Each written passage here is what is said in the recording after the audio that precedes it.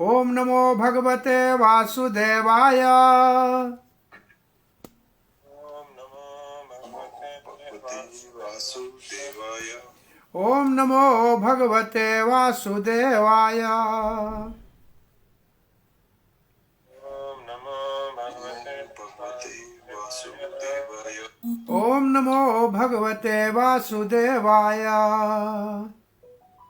ओम नमो भगवते वासुदेवाय। नारायणं नमस्कृत्यं नरं चैव नरोत्तमं देवीं सरस्वतीं व्यासं ततो जयमुदीरयेत्। नष्टप्रायेषु अभद्रेषु नित्यं भागवत सेवया भगवती उत्तमश्लोकिर्भक्तिर्भवती नैष्टिकी। कृष्णाय वासुदेवाय देवकी नंदनाय च नंदगोपकुमाराय गोविंदाय नमो नमः। जय श्री कृष्ण चैतन्य प्रभु नित्यानंद श्री अद्वैत गदाधर शिवासादि गौर भक्त वृंदा। हरे कृष्णा कृष्ण कृष्णा हरे हरे, हरे राम राम राम हरे हरे। हरे कृष्णा। प्रिय पंचशील भक्तवृंद, दामोदर देश भक्तवृंद, फेसबुक के भाग्यशाली भक्तों, हम श्रीमद् भागवत महाप्राण के प्रार्थनाओं के अंतर्गत तीसरे स्कंद में, जहाँ हमने ब्रह्मा जी की प्रार्थना है भगवान श्री गर्भोदक्षाय विष्णु को सृष्टि से पहले उनसे कृपा और करुणा से कार्य में सफलता के लिए जो प्रार्थनाएं की थी, भगवान प्रसन्न होके उनको ये आशीर्वाद दिया और उन्होंने सृष्टि शुरू कर दी। और ऋषि मन से मानसिक सृष्टि कहाँ से शुरू की? मन से मानसिक सृष्टि। सोचा कि पुत्र हो जाए, पुत्र हो गए, ऋषि हो गए, फिर प्रजापति हो गए। उनको कहा कि आप सृष्टि बढ़ाओ, तो कहने लगे कहाँ करें, सृष्टि करें कहाँ, धरती है नहीं, पृथ्वी तो गर्भ सागर में डूबी हुई है। जब पृथ्वी नहीं है तो सृष्टि किसके ऊपर करें? उस समय ब्रह्मा जी थोड़ा चिंतन करने लगे, और ब्रह्मा जी जब चिंतन कर रहे थे तो ब्रह्मा जी की नासिका से एक छोटा सा मटर के दाने जितना जीव नीचे गिरा। देखते देखते बड़ा होने लगा और यज्ञ रूप वाराह का स्वरूप में प्रकट हो गया।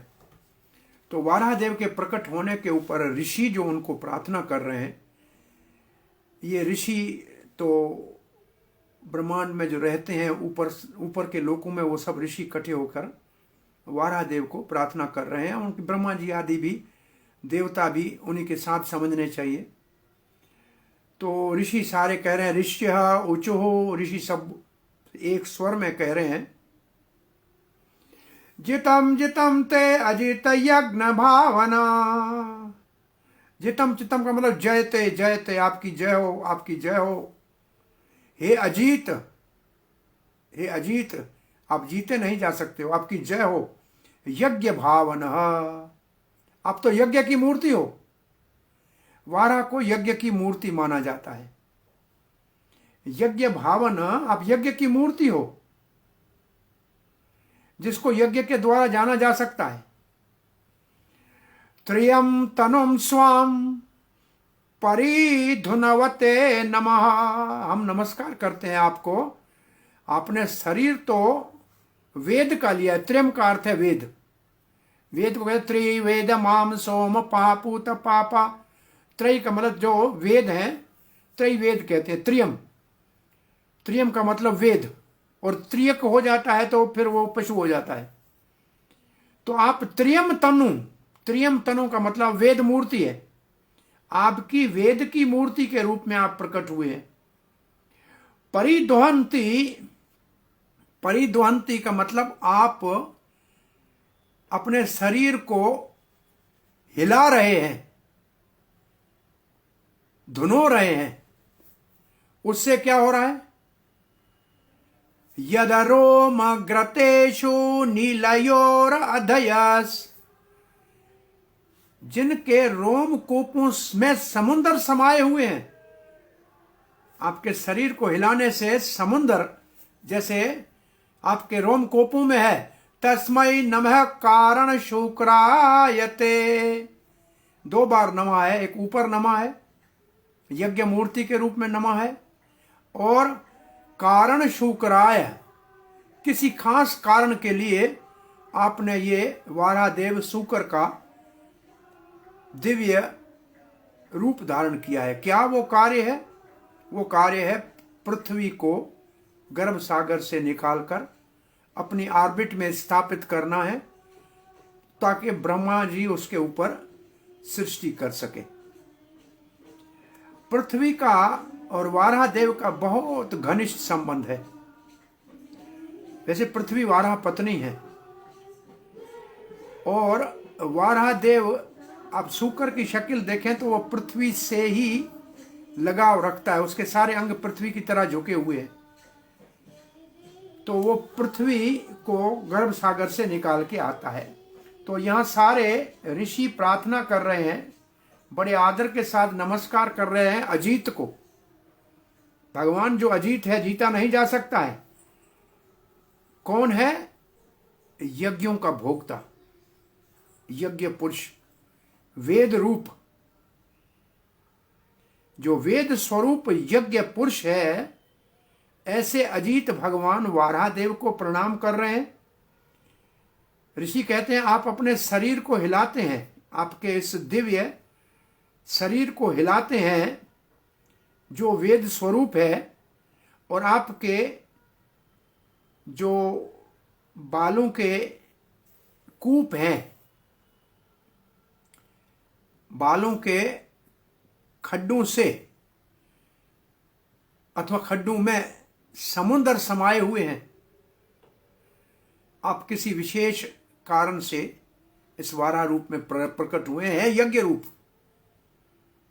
है, वेद स्वरूप, लेकिन ये जो आपने रूप लिया है, इसमें आपका विशेष कोई उद्देश्य होगा। चक्रवर्ती पाद लिखते हैं, अजीत भगवान, सब ऋषि कह रहे हैं, यज्ञ के सोर्स हो आप। यज्ञ आपके द्वारा ही यज्ञ का शुभारंभ हो सकता है। आप उसका स्रोत हो। हम आपके शुक्र रूप को प्रणाम करते हैं,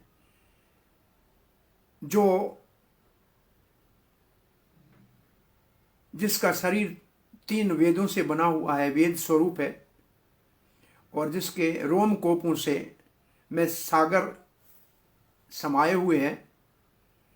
बार बार हम ऐसे विश्व के कल्याण के लिए विश्व रूप भगवान वारादेव को प्रणाम करते हैं। श्री प्रभुपाद जी लिखते हैं, भगवान कभी भी जब चाहें जो चाहें रूप धारण कर सकते हैं, क्योंकि उनके सभी रूप दिव्य हैं और उनका प्रकट्य उनकी अंतरंग शक्ति के माध्यम से होता है। तो भगवान कारण सागर में सोते हैं महाविष्णु के रूप में। वो जो महाविष्णु के रूप में कारण सागर में सोते हैं, उनके रोम कोपों से ब्रह्मांड निकलते हैं, और उनके एक सांस लेने से, सांस अंदर लेते हैं बाहर निकालते हैं, तब तक ब्रह्मा जी का आयु समाप्त हो जाता है। ऐसा भगवान कारण दक्षाई विष्णु जो है, उसके तो शरीर के रोम कोपों से निकलते हैं ब्रह्मांड, और वाराहदेव के दिव्य शरीर से वेद, त्रैवेद का प्रकट्य हो रहा है। ये वेद स्वरूप है। सामान्य रूप से यज्ञ आदि करते हैं ना, तो जहां ये शुक्र जिस मिट्टी में रहता है, वहां से मिट्टी लाते हैं। शुक्र के रहने वाली जगह की मिट्टी से यज्ञ कुंड के लिए उसकी आवश्यकता होती है। तो ये वेद स्वरूप है। आप वेद स्वरूप है और आप यज्ञ के भोक्ता हैं। यज्ञों के द्वारा आपको जाना जा सकता है, और आप अजीत भगवान हो। प्रभुपाद जी लिखते हैं,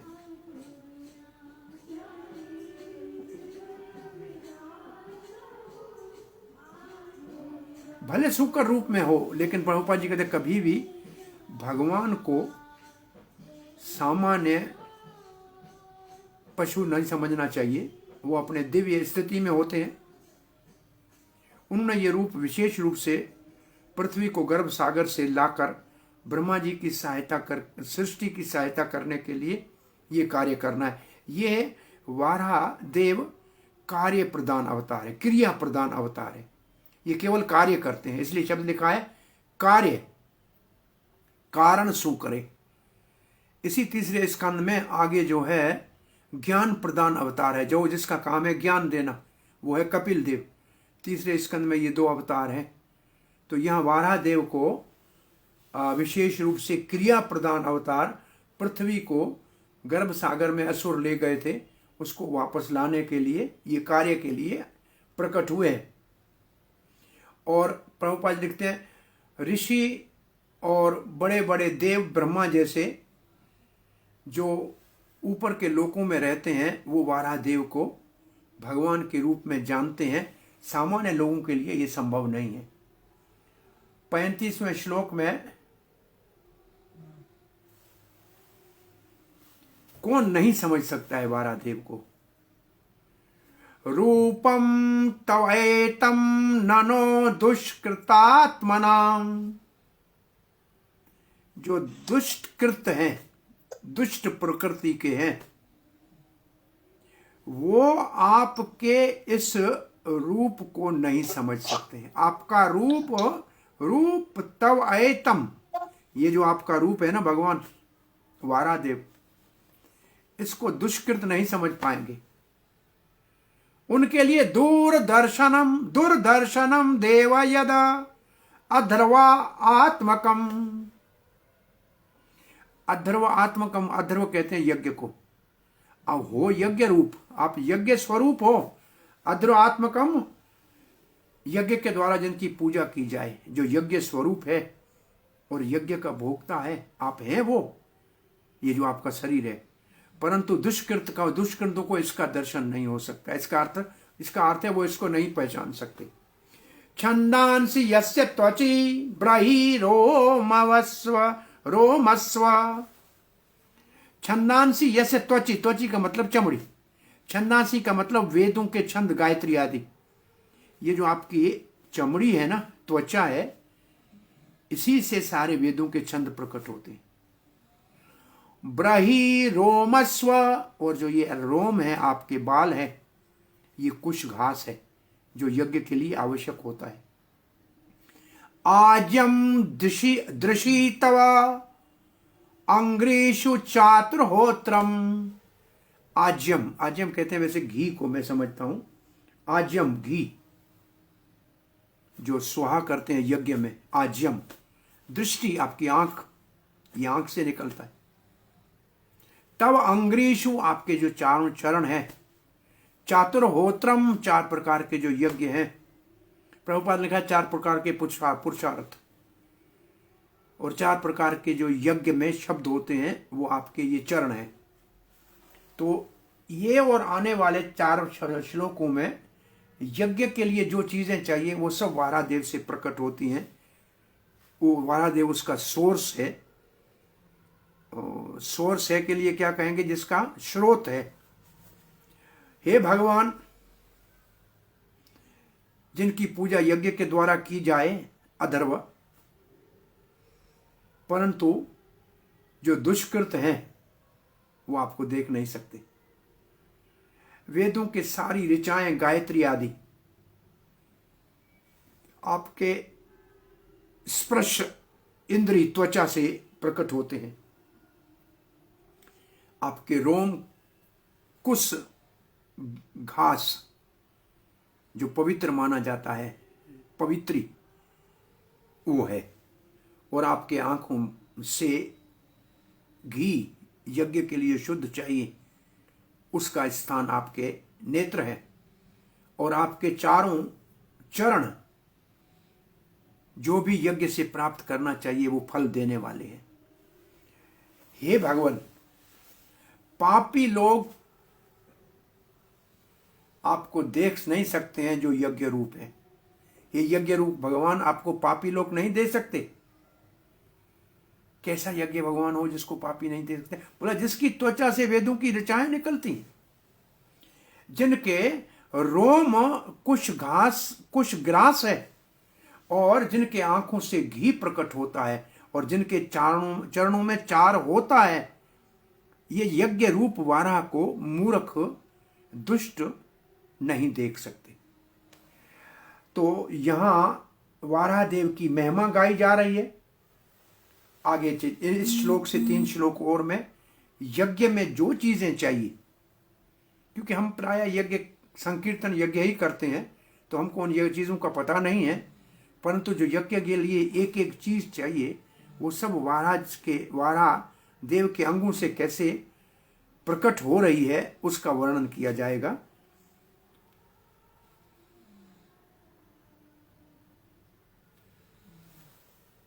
और ये जो चातुर्होत्रम है, इसका अर्थ है 4 शब्द हैं। यज्ञ में 4 शब्द होते हैं, होत्रा, अधर्वा, उद्गाता, ब्रह्म।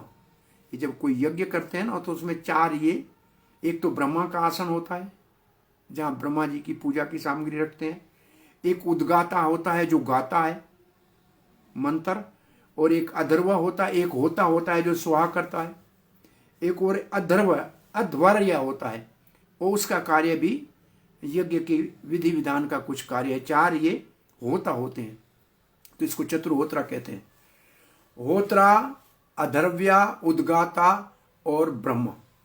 अब श्रील प्रभुपाद जी का तात्पर्य विशेष रूप से भगवत गीता के इस श्लोक का दुष्कृतिनु शब्द से लिया है।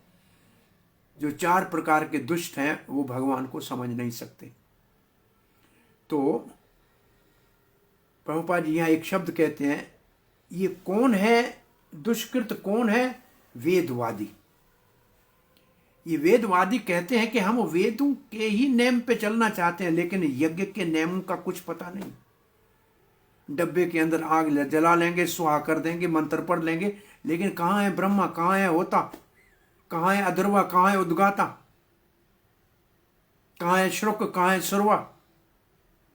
तो ऐसे वेदवादी वो भगवान के अवतारों में विश्वास नहीं करते और भगवान के विशेष रूप से पूजनीय वाराहदेव यज्ञ स्वरूप को तो वो मानते ही नहीं। वो तो कहते हैं ये सारे क्या, इसका क्या अर्थ लिखेंगे, भगवान को एंथ्रोमार्फोसिज्म समझते हैं। ये तो अलग प्रकार के नाना रूप संसार के जिसको लोगों ने भगवान कह दिया है। भागवत के दृष्टिकोण से ये सब दुष्कृत हैं, इसके कार्य दुष्ट हैं। जैसे भगवत गीता में कहा गया है 4 प्रकार के दुष्कृतन है। कौन है 4 प्रकार के दुष्कृतन?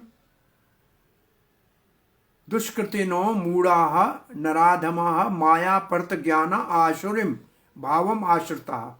एक मूढ़ गधे की तरह मजूरी करने वाले, एक माया जिनका ज्ञान हर लिया है बड़े बड़े वैज्ञानिक दार्शनिक, और एक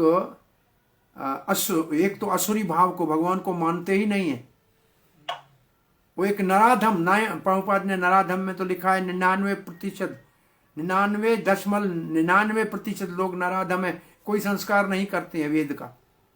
तो ये ऐसे लोग जो है ये भगवान को नहीं जान सकते हैं। इतना बड़ा विशाल वाराहदेव प्रकट हुआ है परंतु उसके ऊपर उनको विश्वास नहीं है। लेकिन जो वास्तविक वेदों के मार्गदर्शन में चलने वाले हैं, वैदिक धर्म के ऊपर चलने वाले हैं, वो भगवान के वेदों में वर्णित रूप का पूजन करते हैं। भागवत में तो वेदों का ही रूप वाराहदेव को माना गया है। बाहर जाए बात कर रहे हो। हरे कृष्णा, 1 मिनट टर्स। वाराहदेव को तो वेद का स्वरूप ही माना गया है भागवत में। अभी हमने पढ़ा त्रयम स्वरूप, और फिर वही बातें हैं जो अभी आपको कही कि कौन सा चीज कहाँ से निकलता है। वाराहदेव की त्वचा, वेदों के छंद निकलते हैं। महाराज जी के रोम से, कुछ ग्रास आंख से घी, और 4 चरणों से 4 होत्रा। अब ये टेक्निकल शब्द जो पढ़ने जा रहे हैं, जो यज्ञ में चाहिए। सरक तुंडा सीता सुरवाईश नासयोर। सरक तुंडा वैसे जबान के आगर भाव को कहते हैं तुंडा। श्रील रूप गोस्वामी कहता है ये तुंडावली, ये जबान जो है, ये भगवान हमारे को लाखों दे दो, क्योंकि हम हरे कृष्ण जपें। ये एक जबान बहुत कम पड़ती है, तुंडी कम है। ऐसे हमारे को सहस्र तुंड दे दो। तुंड जबान के अगर भाग को कहते हैं। ये अगर भाग वारादेव के जीभा का है। सर्क जो एक बहुत लकड़ी का हवन के लिए होता है।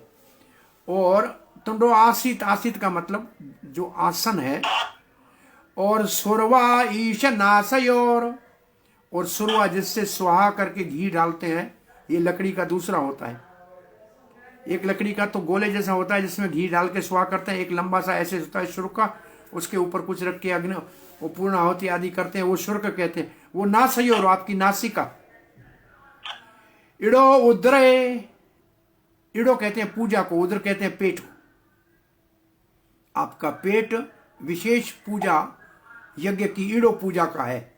चमस्सा करण रंधरे, और चमस जो यज्ञ में चाहिए, चमस भी एक पात्र है, वो आपके कानों के सौराख है।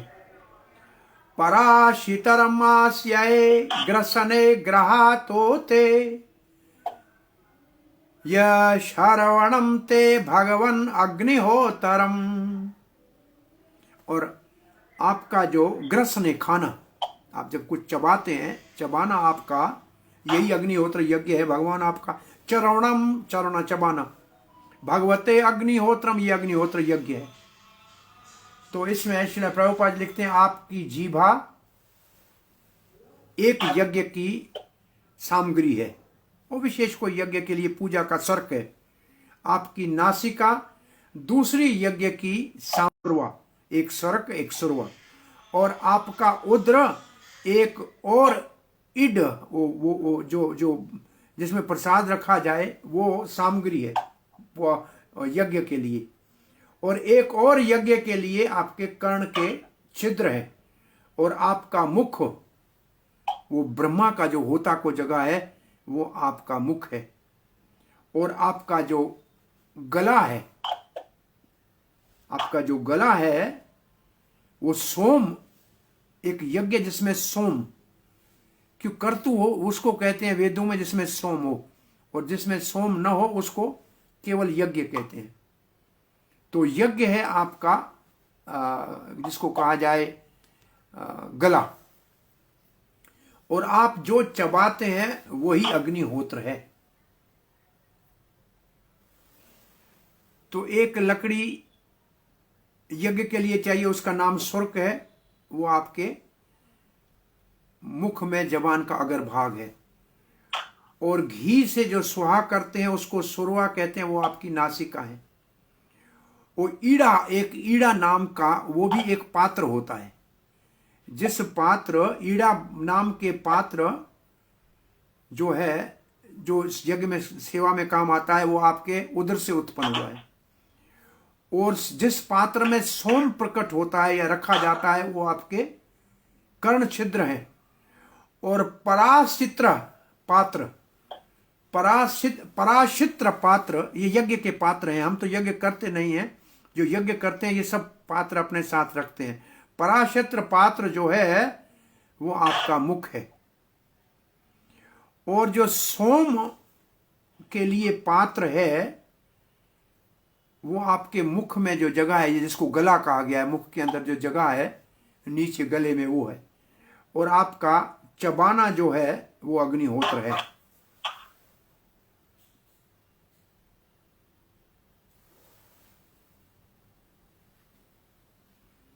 Chamasa and graha are the vessel for Soma. ये सब चमसा, ग्राह, ईड़ा, ये सब पात्र हैं यज्ञ के लिए। जो कटोरियां, पात्र लकड़ी के होते हैं, उन सब के ये नाम है। श्री प्रभुपाद जी लिखते हैं, वेदवादी फिर कहते हैं वो केवल यज्ञ करते हैं, जैसे वेदों में कहा है। उन्होंने एक नियम बना लिया है। पहले वो रोज यज्ञ करते थे, अब कहते हैं बस थोड़ी सी आग जला लो, उसमें सुहा कर लो, अपने मन से जैसे करना हो। वो कोई भी ये यज्ञ के ये सब जो पात्र हैं, नियम है, इनके विषय में कुछ नहीं जानते, जो श्लोक में लिखा है। ये विशेष रूप से प्रभुपाद जी जो लिख रहे हैं, किसी का नाम नहीं लिख रहे हैं। इस प्रकार के यज्ञ कोने में कहीं भी डब्बा लेके करने वाले वेदवादी कुछ समय मूर्ति पूजा का निषेध करके कर ही रहे थे। वो आस्ते आस्ते अभी तो बहुत कम रह गए हैं, कोई नौजवान नहीं है, कुछ वृद्ध बचे हैं जो सुहाग करते हैं। अच्छा है वेद का मंत्र उच्चारण करने, लेकिन कोई विधि विधान नहीं है। सो प्रभुपाद जी उनके और यहाँ जो है अंकित कर रहे हैं। और यहाँ इस श्लोक से लगता है कि यज्ञ के लिए इतने सारे पात्र चाहिए, और उन पात्रों का नाम सर्क है, स्वरा है, बहरी है, चातुहोत्रा है, ईड़ा है, चमस है, पराशित्रा है, ग्रह है, अग्निहोत्र है। तो ये सारे सब चीजें चाहिए। ये अगर नेम नहीं है तो फिर यज्ञ का कोई लाभ नहीं। अब प्रभुपाद कहते हैं इस युग में ये सब नाम ही नहीं आते हैं हमको, तो ये चीजें पहचानेंगे कैसे, और पहचानेंगे नहीं तो इस ये चीजें उपयोग में कैसे लाएंगे, यज्ञ करेंगे कैसे। इसलिए कली काल में सबके लिए सरल, सुगम और श्रेष्ठ यज्ञ है हरि नाम संकीर्तन। हरे कृष्णा कृष्ण कृष्ण हरे हरे, हरे राम राम राम हरे हरे। ये तो यज्ञेश्वर भगवान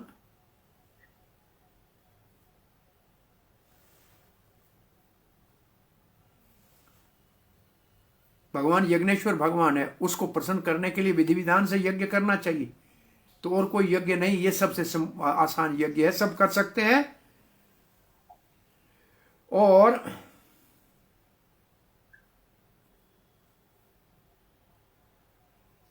अगर भगवान का शरण ले और भगवान की पूजन करें तो यही यज्ञ है। और जो अलग अलग पात्र यज्ञ के कहे गए हैं इस भागवत में, ये भगवान के अवतार रूप 12 के अंगों को कहा गया है। भागवत के 11वें स्कंद में विशेष रूप से लिखे गया है कि संकीर्तन यज्ञ जो भगवान श्री चैतन्य महाप्रभु ने इस कली काल में सबके कल्याण के लिए किया और कराया और करने का आदेश दिया, वही यज्ञ करना चाहिए। अब हम 37वां श्लोक पढ़ने जा रहे हैं। दीक्षा अनुजन्म उपसदः शिरोधरम, आपका सर शिरोधरम दीक्षा नाम का यज्ञ है। ये स्पेशल यज्ञ में दीक्षा होती है। यज्ञ दीक्षा के बाद क्या चाहिए, पहले क्या चाहिए, ये हमारी दीक्षा नहीं जो हम लेते हैं, ये यज्ञ की दीक्षा है। दीक्षा अनुजन्म उपसदः शिरोधरम त्वं प्रायण्या उद्यानीय, ये दोनों यज्ञ हैं, प्राणीय उद्यानीय। ये और प्रकार यज्ञ दीक्षा में होते हैं, एक पहले होता है एक बाद में होता है। दंष्ट्र आपके दांत, वो सर आपके, ये आपके दांत। जीवा प्रवग्रस्य तव शुचिकम करतो हो, जीवा आपकी जबान। प्रवग्यस्य जो यज्ञ से पहले काम किए जाते हैं, यज्ञ शुरू करने से पहले काम किए जाते। तव सृक्षम करो हो, तव सृक्षम आपका सर, करो हो, कर्तो हो यज्ञ को कहते हैं जो वेदों का यज्ञ है। सत्यावस्थ्यम चितयो अश्व हेते, सत्व अवस्थम जो पवित्र अग्नि है, और चित्त है जो इच्छाएं हैं, और स्वह वो आपके 5 प्राण हैं। आगे ऋषि कहते हैं, हे भगवान, बार बार जो आवर्ती की जाए दीक्षा यज्ञ में,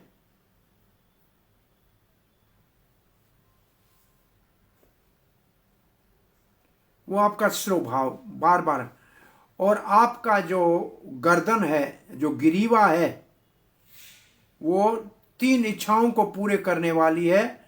और आपका जो मुख का अगर भाग है, ये दीक्षा का आरंभ है और इच्छाओं का अंत भी है। और आपकी जीवा जो है, यज्ञ से पहले जो कार्य किए जाते हैं वो कार्य करते हैं। और आपका सर जो है, वो ऐसा यज्ञ है जिसमें अग्नि की आवश्यकता नहीं है। और आपके प्राण जो हैं वो सब इच्छाएं हैं। तो दीक्षा एक यज्ञ है। वो आपके नाना प्रकार के रूपों से होता है। Diksha sacrifice arouse from your many appearances. आपके नाना प्रकट्य से दीक्षा यज्ञ होता है। उपसाद एक और यज्ञ है जो आपके ग्रीवा से, ग्रीव का मतलब गले, गर्दन से प्रकट होता है, उपसाद यज्ञ। और प्रायणित्या और उपनियत उदन्या, प्रायणित्या उदन्या, ये 2 और यज्ञ हैं आपके दांत। और परवर्ग्य यज्ञ जो है वो आपकी जीवा। और सत्य और अवस्थ्य, ये जो 2 अग्नियां हैं, सत्य अग्नि और अवस्थ्य अग्नि, और जो जिससे कर्तु, जिससे यज्ञ होता है, ये आपका सर। और जो ईंटें चारों ओर से यज्ञ के कुंड के लिए रखते हैं, वो आपके 5 प्राण हैं, प्राणापान समान उदान। तो दीक्षा उस यज्ञ को कहते हैं कि क्योंकि कुछ यज्ञ में जो यजमान होता है उसको दीक्षा, जैसे हाथ में वो रस्से बांधते हैं, सूत्र बांधते हैं, अब उसको नीचे सोना है, यज्ञ के समय 1 टाइम खाना है, तो वो दीक्षा जो यज्ञ में होती है। तो कुछ यज्ञों में दीक्षा होती है। और अनुजमना इसका मतलब बार बार प्रकट होना। और उपसाद 3 विशेष प्रकार के यज्ञ हैं। उपसाद वो आपके गर्दन से प्रकट होते हैं। शिरो अद्रम, सिर जिसके ऊपर सिर टिका हुआ है, मतलब गर्दन, शिरोद्रम। और प्राणिया मतलब है दीक्षा के बाद जो कार्य किया जाए यज्ञ का। और उदन्या जो है, उद्यन्या, ये है पूर्ण आहुति के समय कार्य किया जाए। ये आपके दांतों का से प्रकट होते हैं दीक्षा से पहले और पूर्ण आहुति के समय। और परवर्ग्य जो है, ये विशेष एक यज्ञ का रूप है। यज्ञ के अंदर एक रिचुअल है।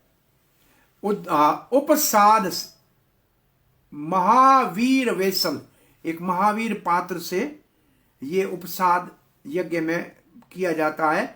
और सत्य वो अग्नि है बिना यज्ञ के जो अग्नि है। और अवस्थ्य है ये सामान्य अग्नि, सामान्य जो अग्नि है जो कहीं हम आग जलाएं, ये अवस्थ्य है। और सत्य है अग्नि बिना यज्ञ की। ये सब जब मिलाते हैं तो इसको कर्तु कहते हैं। ये दीक्षा जब दी जाए, ये सारे विधि विधान हो, तो उसको कर्तु कहते हैं। और ये प्रकट होता है आपके सर से, कर्तु आपका सर। और जो ईंटें लगाई जाती हैं चित्तया, ये आपके 5 प्राणों से प्रकट होती हैं। प्रभुपाद जी का तात्पर्य इसके ऊपर नहीं है, बस एक श्लोक पढ़ लेते हैं। वैसे एक श्लोक ही मुख्य है, इसमें बाद में आएगा। सोमस्तु रेतः स्वनान्यः अवस्थितिः। सोमस्त्व रेतः, रेत सर्जन शक्ति को कहते हैं, जिससे जीव की उत्पत्ति हो। वो सोम, एक यज्ञ जो है, एक सोम यज्ञ है। यज्ञ में एक सोम विशेष चीज होती है, पात्र होता है, और उसमें वो चीज रखी जाती है। वो आपके रेतस से उत्पन्न होता है। स्वनान्य अवस्थिति ही, स्वनान्य, स्व, वो रशिया में कहते हैं, वो दिन को कहते हैं सुबह सवेले को स्वाधीन। तो ये संस्कृत से वहां शब्द गया है। वो सुबह सवेले, जिससे हम कहते हैं मंगल आरती, ऐसे जो सुबह सूर्य उदय से पहले जो पूजा का नेम होता है उसको कहते हैं स्वनानी, प्रातः काल की पूजा, ऐसा माना जाए। अवस्थिति ही,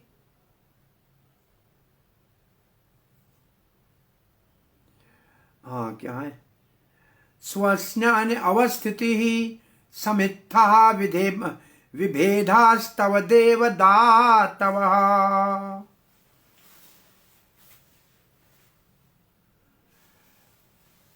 7 जो धातु होते हैं शरीर में, 7 धातु, ये 7 त्वचा, 7 धातु इसको कहते हैं।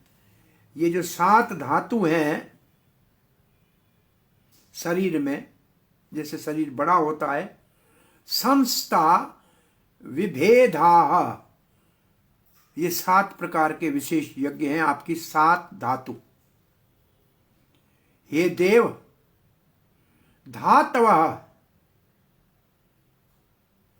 धातु में जैसे चमड़ी है, उसके नीचे जो मसल कहते हैं वो है, उसके नीचे फिर मज्जा है, हड्डी है, ये सब जो रक्त है इनको धातु कहते हैं। तो ये सारे धातु इनसे 7, और स्त्राणी जो 12 दिन के लिए विशेष यज्ञ होते हैं। सर्वाणी, ये सारे शरीर, भगवान आपके शरीर से संधि ही, जो आपके शरीर के जोड़ हैं। सत्राणि सर्वाणि शरीर संदेश, आपके जो जोड़ हैं, जैसे हमारे घुटने का जोड़ है, हाथ का जोड़ है, ये आपके शरीर के जोड़ जो है ना, ये 12 दिनों के होने वाले विशेष यज्ञ है। त्वम सर्व यज्ञ कर्तोर इष्टि बंधन, आप सर्व यज्ञ कर्तु, यज्ञ और कर्तु सब में जो इष्टि, उसमें जो पूजा है, इष्टि का शब्दार्थ अंतिम जो इच्छा है, वो बंधव, उसमें आसक्ति। भगवान आपका रेत सोम, आपके रेत को सोम यज्ञ कहा जाता है, अथवा सोम यज्ञ आपके रेत से उत्पन्न होता है। और आपका जो बढ़ना है, जैसे आप बढ़ रहे हैं, जैसे दिन सुबह उगता है बाद में बढ़ता है, ऐसे जो प्रातः काल की संध्या वंदन के जो भी विधि विधान है, ये आपका बढ़ना है। और आपकी त्वचा स्पर्श,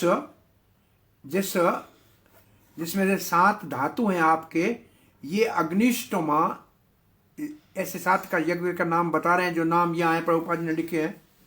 और आपके संधे जो हैं, आपके जो जोड़ हैं, ये 12 दिनों में जो विशेष यज्ञ की जाते हैं, वो उनकी उत्पत्ति का स्थान है। इसलिए हे भगवान, जो सोम और असोम, दो प्रकार के यज्ञ, एक सोम के साथ एक बिना सोम के, वो इन यज्ञों के द्वारा ही आप भगवान बंधे हुए हो, का मतलब ये यज्ञ ही आपको प्राप्त करने का साधन है। ये भगवान, सोम का प्रकट्य आपका रेतस है, प्रातः काल के जो संध्या के है वो आपका आसन है। चक्रवर्ती लिखते हैं वो आसन है आपका, ग्रोथ की जगह पे आसन लिखा है। और 7 प्रकार के जो यज्ञ है वो आपके 7 धातुओं से उत्पन्न होते हैं। 17 का मतलब लंबे समय तक कोई चीज सत्र में चले, वो जो यज्ञ होते हैं वो आपके संधों से, आपके जोड़ों से प्रकट होते हैं।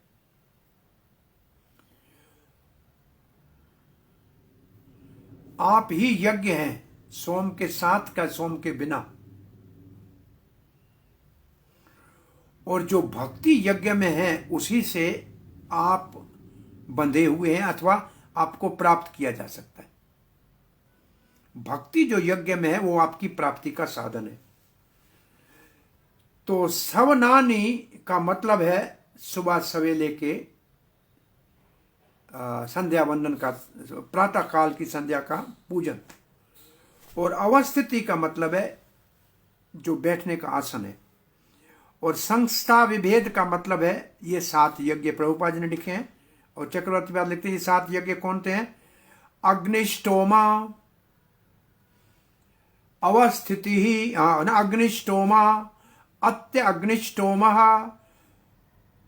उक्थ, षोडशी, वाजपायेय, आतितात्रा और आप्त्रोयाम। ये यज्ञों के नाम है। ये 7 यज्ञ हैं। कौन यज्ञ कौन सा कर सकता है? ये अलग अलग यज्ञ हैं जो करते हैं। ये आपके 7 धातुओं से उत्पन्न हुए हैं। सतराणी का मतलब है जो 12 दिनों तक यज्ञ चले। और यज्ञ कहते हैं उसको जिसमें सोम नहीं है, और कर्तु कहते हैं उसको जिसमें सोम है। और आप उनसे बांधे जाते हैं जो भक्ति पूर्वक यज्ञ करते हैं। श्रील प्रभुपाद जी ने ये 7 नाम लिखे हैं बस। और फिर कहा है जो भक्ति से भगवान से जुड़ा हुआ है तो समझ लो उसने सब यज्ञ पहले कर लिए। ये यज्ञों के नाम भी नहीं आए तो कोई बात नहीं, हरे कृष्ण जपो और सुखी रहो। अब ये 39वां श्लोक पढ़ते हैं, आज यही विराम देते हैं। मुख्य श्लोक है नमो नमस्ते अखिल मंत्र देवता। नमो नमस्ते, बार बार नमस्कार करते हैं। अखिल मंत्र देवता, सारे मंत्रों के आदि देव। द्रव्या सर्व कर्तत्वे क्रियात्मने। द्रव्य का मतलब जो जो चीजें यज्ञ के लिए चाहिए वो सारा द्रव्य, सर्व कर्तव्य सारे यज्ञों के लिए, क्रिया आत्मने, वो सब आपसे प्रकट होती। वैराग्य, और ये यज्ञ करें क्यों? कि हमारे अंदर वैराग पैदा हो, भोगों से मुक्त हो जाए। फिर भक्त्या आत्मजया अनुभाविता, और फिर भक्ति से अनुभाव करके आपकी पूजा करें। ज्ञानाय विद्या गुरवे नमो नमः। हे ज्ञान देने वाले भगवान, हे विज्ञान देने वाले भगवान, हे गुरुदेव, आपको नमस्कार करते हैं यज्ञ देव।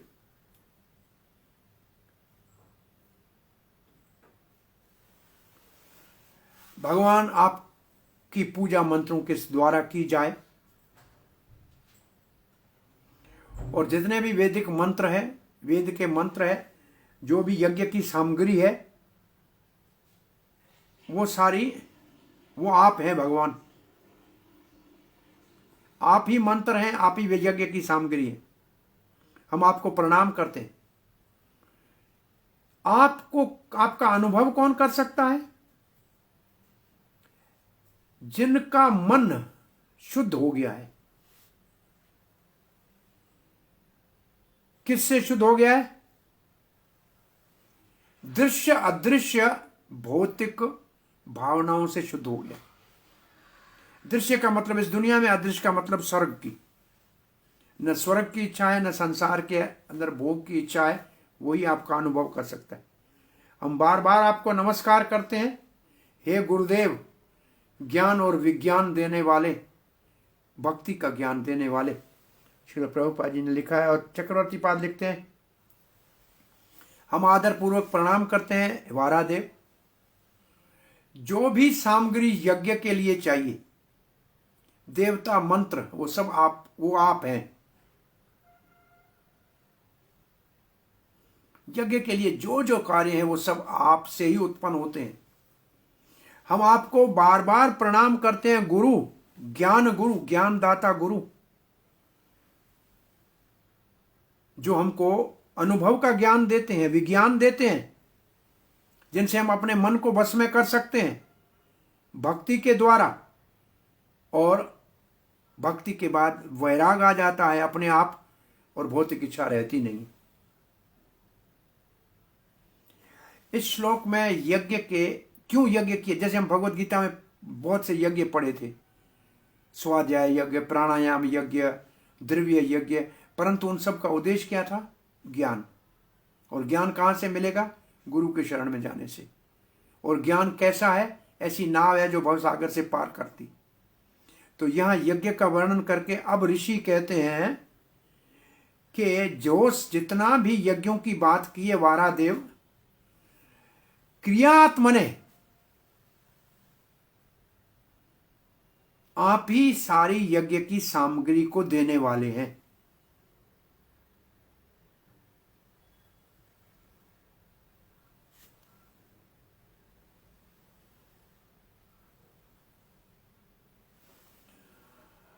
ऐसे लगता है कि आपने पहले ये कर्म कांड, यज्ञ तो कर्म कांड है, आपने कर्म कांड के रूप में यज्ञ का शुभारंभ कराया, परंतु इस यज्ञ के शुभ आरंभ करने से, कर्म कांड से लक्ष्य होना चाहिए भक्ति के द्वारा इच्छाओं से मुक्त होकर आपका अनुभव करना। तो वहां यज्ञ का, भगवत गीता में यज्ञ का उद्देश्य क्या था? ज्ञान प्राप्त करना गुरु जी के पास जाकर। और यहां यज्ञों का उद्देश्य है भक्ति के द्वारा आपका अनुभव करना, इच्छा रहित होकर। भक्ति कैसी? जिसमें वैराग हो। भक्ति योग निज वैराग विद्या, भक्ति योग चैतन्य महाप्रभु के अवतार के लिए सार्वभौम भट्टाचार्य ने लिखा है कि निज भक्ति योग वैराग विद्या सिखाने के लिए भगवान आपका अवतार हुआ है। तो यहां भगवान की निज भक्ति और वैराग उत्पन्न होना चाहिए इन यज्ञों के द्वारा। उससे होगा क्या? आत्म जाए, मन वश में हो जाएगा, और तब आपके ज्ञान और विज्ञान की अनुभूति होगी। आप ही वो ज्ञान देंगे जिससे आपको जान सकते हैं। जैसे आपने भगवत गीता में कहा है, ददामि बुद्धि योगम तम ये न माम उपयान्ति थे। वो बुद्धि मैं दूंगा जिससे आप मेरा अनुभव कर सकें। श्री प्रभुपाद जी लिखते हैं,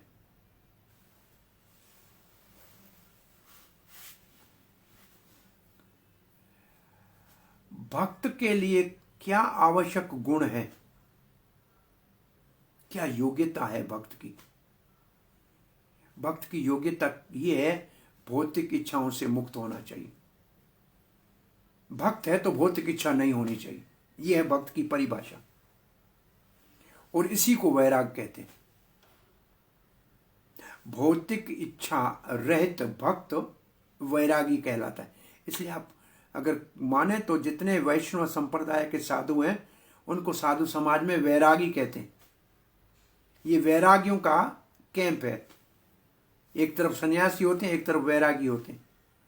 तो वैराग की परिभाषा है भोग की इच्छा बिना भक्ति में लगे हुए वैरागी।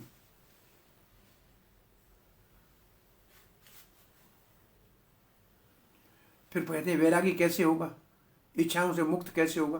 बोला भक्ति के कार्य में लगेगा तो अपने आप इच्छाओं से, भौतिक इच्छाओं से मुक्त हो जाएगा। प्रभुपाद जी कहते हैं कि हमारे सामने प्रमाण पड़ा है, हमारे नए नए भक्त सारे दुनिया के दुष्ट कार्यों में लगे हुए थे। जब से भक्ति के मार्ग में हरे कृष्ण जप के गीता भागवत पढ़ना शुरू किया तो इनके जीवन में ये सब बुराइयां चली गई और ये बिल्कुल साधु हो गए। भौतिक इच्छाएं अपने आप समाप्त हो गई। प्रभुपाद जी अपना उदाहरण देते हैं कि ध्रुव महाराज बड़ी भौतिक इच्छा से घर से निकला था पिता से बड़े राज्य को प्राप्त करने, लेकिन भगवान मिला। पहले तो गुरु मिला नारद और भगवान को पाने का रास्ता मिला, तो फिर वो इच्छा ही खत्म हो गई। भगवान को कहते मुझे कुछ नहीं चाहिए। और फिर प्रभुपाद कहते ऐसे हमारे भक्त भी कुछ नहीं चाहते, न उनको अखबार पढ़ने की इच्छा है, न टीवी देखने की इच्छा है। वो तो केवल भगवान के गुण रूप नाम लीला के और सेवा में ही संतुष्ट रहते हैं।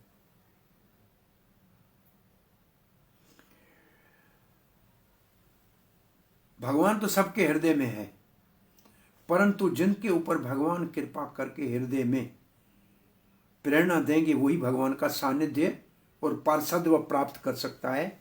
जैसे भगवत गीता में लिखा है, तेषां सतयुक्तानां भजतां प्रीतिपूर्वकं ददामि बुद्धि योगम तम येन माम उपयान्ति ते। अब प्रभुपाद जी कहते हैं इस सफलता को प्राप्त करने के लिए, भगवान का सानिध्य प्राप्त करने के लिए मन के ऊपर विजय प्राप्त करनी पड़ेगी, जो सबसे बड़ा कठिन काम है। अर्जुन ने तो भगवत गीता में कह दिया था कि मन चंचल है, इसको वश में करना मुश्किल है। ये बहुत महत्वपूर्ण है।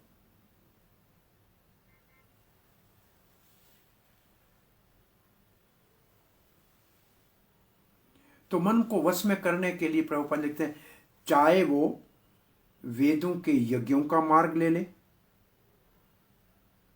उसमें मन कैसे वश में होगा? 4 घंटे यज्ञ में बैठना पड़ेगा, उठना नहीं पड़ेगा। उसमें कुछ नेम पालन करने हैं, तो मन तो वश में करना पड़ेगा। धरती पे सोना है, एक टाइम खाना है, ब्रह्मचार्य का पालन करना है, तो ये सारा मन को वश में करने के लिए ये मार्ग भी एक है। परंतु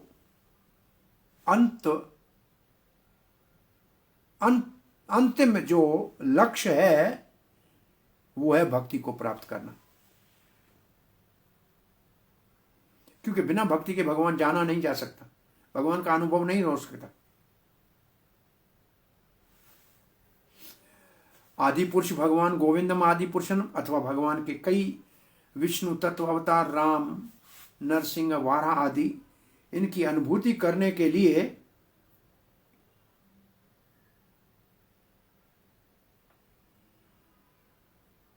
ये जितने भी है इनकी पूजा यज्ञ के द्वारा होती है। जैसे चैतन्य महाप्रभु की उस भगवान श्री कृष्ण है, उसकी पूजा संकीर्तन यज्ञ से होती है। संकीर्तन यज्ञ करो, भगवान प्रसन्न हो जाएंगे। तो हम यहाँ वाणी को आज विराम देते हैं, टाइम तो हो ही गया प्रैक्टिकली। हरे कृष्णा। मेरे ख्याल में श्लोक भी इतने ही हैं। इसके बाद का क्या है विभाग?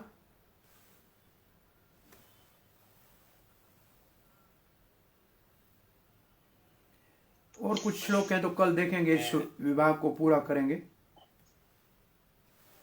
हरे कृष्णा। 40 तक है शायद। तो बस एक ही श्लोक बचा है। हरे कृष्णा जी। और नेक्स्ट क्या है इसके बाद? ये 15वें में है 4 कुमारों की जो है। 4 कुमार स्तुति कर रहे हैं भगवान को क्या? जी जी। को 15 का वो द्वार पे जो द्वार वैकुंठ के द्वार पे गए हैं, वहां भगवान विष्णु जहां मिले हैं, उनको जो प्रार्थना करते हैं वो तो प्रसंग बहुत अच्छा है। भगवान कृष्ण कृपा करे मुझे पढ़ने का समय मिले, देखेंगे उसका। 3:15 में कौन से श्लोक से है? 46 से है। चलो मैं बाद में देखता हूँ। ठीक है। हरे कृष्णा। और कोई प्रश्न? इसमें तो मैं विशेष रूप से वो चीजें थी जो टेक्निकल थी यज्ञ की, लेकिन यज्ञ का हम एक सारांश ये है कि भगवत गीता के 4थे अध्याय के यज्ञ का उद्देश्य ज्ञान के लिए गुरु के चरण में, और इसमें जो वारा रूप यज्ञ का रूप है, और यज्ञ का जो परम लक्ष्य है वो भक्ति, जिसके द्वारा भगवान को जाना जा सकता है। ये इसका सारांश है जो ऋषि कह रहे हैं। हरे कृष्णा। प्रभु जी, ये जो श्लोक लास्ट वाला है, इसमें प्रभुपाद जी ट्रांसलेशन में लिख रहे हैं कि you can be realized by pure mind, free from all visible and invisible material contamination. मैंने कहा था विजिबल का मतलब है इस दुनिया का सुख, और इनविजिबल का मतलब है स्वर्ग का सुख। अच्छा, ठीक। मेरे को यही उसी वक्त पढ़ते समय यही अभी पढ़ा, उसी वक्त ये लगा कि इनविजिबल तो स्वर्ग का है, यज्ञ करते हैं स्वर्ग में जाने के लिए, तो ये दोनों विजिबल इनविजिबल का ये अर्थ हो जाएगा। हाँ जी। श्रील प्रभुपाद की जय, गौर भक्त वृंद की जय।